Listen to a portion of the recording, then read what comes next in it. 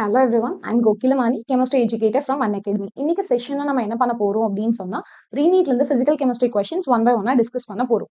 Okay, see the first question. நமக்கு என்ன கொடுத்திருக்காங்க? Sols கொடுத்திருக்காங்க, KSP values கொடுத்திருக்காங்க. நாம என்ன ஃபைண்ட் பண்ணனும் அப்படின்னு சொன்னா solubility ஃபைண்ட் பண்ணனும். After finding solubility நம்ம என்ன பண்ண போறோம்? அரேஞ்ச் பண்ண போறோம்.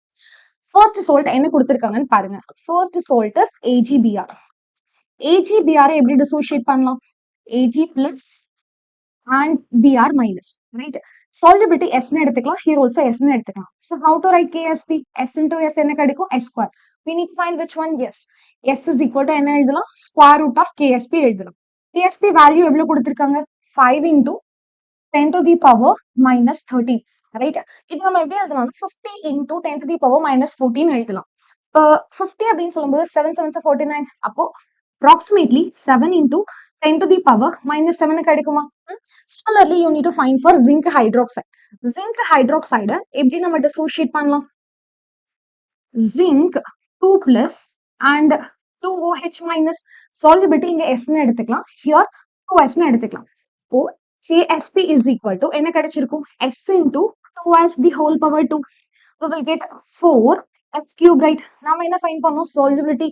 So S is equal to KSP divided by 4, the whole power என்ன இருந்திருக்கும்? 1 by 3. Questionல KSP எவ்வளவு கொடுத்திருக்காங்க? 1 into 10 to the power minus 15 divided by here 4 இருக்கு, the whole power 1 by 3. 1 by 4 எப்படி எழுதலாம்? 0.25 னு எழுதலாமா? அந்த 0.25 I'm writing 50 into 10 to the power minus 18 எழுதுறேன். Okay, 250 into 10 to the power minus 18, the whole power 1 by 3 இருக்கு, right? இதை நம்ம simplify பண்ணோம்னா அரௌண்ட் நமக்கு எப்படி கிடைக்கும் அப்படின்னு சொன்னா 6 into 10 to the power minus 6 னு கிடைக்கும். Next யாருக்கு ஃபைண்ட் பண்ணும்? Hg₂Cl₂ க்கு ஃபைண்ட் பண்ணும். இது எப்படி டிசோசியேட் ஆகும்? Hg₂ 2 plus and 2Cl minus. Here yes, here 2s. This is very similar to this zinc hydroxide, right? The solubility is equal to என்ன சொல்லலாம்? Here also KSP divided by 4, the whole power என்ன இருந்திருக்கும்?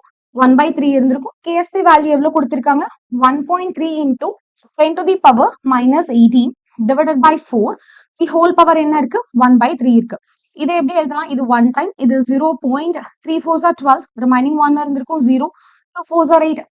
Approximately இது எப்படி இருக்கு அப்படின்னு சொன்னா 0.322. இப்போ இதை எப்படி நான் எழுதுறேன் அப்படின்னு சொன்னா P22 into 10 to the power minus 21, the whole power 1 by 3 னு எழுதுறேன்.